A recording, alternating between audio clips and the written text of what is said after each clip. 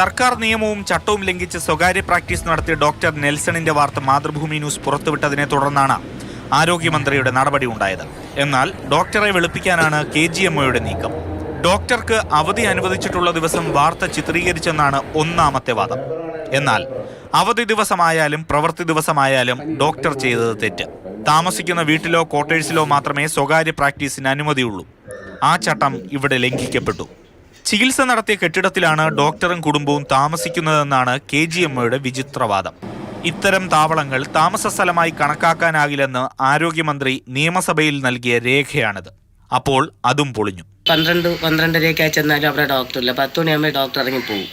ചായ കുടിക്കാനും റൗണ്ട്സിനൊന്നും പറഞ്ഞ് പോകും. പിന്നെ ചില ദിവസം തിരിച്ച് വന്നാലായി, വന്നില്ലെങ്കിലായി. സാറിൻ്റെ അടുത്ത് ചെല്ലുമ്പോഴത്തേക്ക് സാറിന്മാർ അവജ്ഞ പോലെയാണ് പാവപ്പെട്ട ജനങ്ങളെ കാണുന്നത്. ഉച്ചയ്ക്ക് ഞാൻ റൂമിൽ 2 മണിക്ക് കാണും. നിങ്ങൾ ഇത് ടെസ്റ്റ് എല്ലാം ചെയ്തിട്ട് റിസൾട്ടുമായിട്ട് റൂമിൽ വരാൻ പറയും. അല്ലാതെ ഇവിടുത്തെ സ്ഥിരം താമസക്കാരനെന്നൊക്കെ പറഞ്ഞാൽ അത് വെറുതെയാണ്. ഫാർമസി, ലാബ്, സ്കാനിംഗ് സെന്റർ എന്നിവയോട് ചേർന്ന കെട്ടിടത്തിൽ സ്വകാര്യ പ്രാക്ടീസ് നടത്താൻ അനുമതിയില്ല. സർക്കാർ ഉത്തരവ് ഇതാണ്. ഇവിടെ ഡോക്ടർ നെൽസൺ കാണിച്ചിരിക്കുന്നത് പരസ്യമായ നിയമലംഘനം.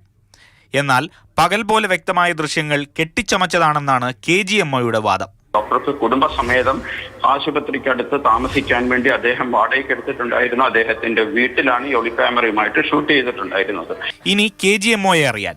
നെൽസൺ ഡോക്ടർ താമസിക്കുന്നത് തിരുമലയിലെ ഈ വീട്ടിലാണ്. ഇതാ തെളിവ്. ഇവിടെയും രോഗികളെ പരിശോധിക്കുന്നുണ്ട്. ആര്യനാട് നിന്ന് വന്ന ശേഷം 7:30 മുതൽ. ജോലി ചെയ്യുന്ന ആശുപത്രിക്ക് 1 കിലോമീറ്റർ ചുറ്റളവിൽ സ്വകാര്യ പ്രാക്ടീസ് നടത്തരുതെന്നാണ് നിയമം. ഇത് KGMOയ്ക്കും അറിയാത്തതാകില്ല. ആര്യനാട് സാമൂഹ്യാരോഗ്യ കേന്ദ്രത്തിന് 100 മീറ്റർ മാത്രം അകലെയുള്ള കെട്ടിടത്തിലെ സ്വകാര്യ പ്രാക്ടീസ് ചട്ടലംഘനമാണ്. അക്കാര്യം ഡോക്ടർ നെൽസൺ തന്നെ വാട്സാപ്പ് സന്ദേശത്തിൽ തുറന്ന് സമ്മതിക്കുന്നുണ്ട്. എൻ്റെ കൺസൾട്ടിങ് റൂം ഞാൻ അവിടെ ആര്യനാട്ടിലെ ഒരു മണിക്കൂറൊക്കെ ഇരിക്കാറുണ്ട്. ഒരു വീട്ടിലെ ഗവൺമെൻറ് പുതിയ ഓർഡർ ഇറക്കിയതിൻ്റെ അടിസ്ഥാനത്തിൽ ഞാൻ അവിടെ നിന്ന് മാറാനായിട്ട് ബോർഡൊക്കെ എടുത്ത് മാറ്റി എല്ലാം സെറ്റ് ചെയ്ത് വന്ന സമയത്താണ് അതിൻ്റെ ഇടയ്ക്കാണ് മനഃപൂർവ്വം എന്നെ ആരോ വിളിച്ചു വരുത്തി ഭദ്ര റിപ്പോർട്ടർ ഇങ്ങനെ ചെയ്തു കളഞ്ഞ.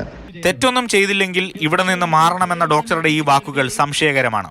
തെറ്റ് ചെയ്തിട്ടില്ലെങ്കിൽ ഇവിടുത്തെ സ്വകാര്യ പ്രാക്ടീസ് അവസാനിപ്പിച്ചതും ബോർഡ് മാറ്റിയതും എന്തിനെന്ന ചോദ്യവും ഉയരുന്നുണ്ട്.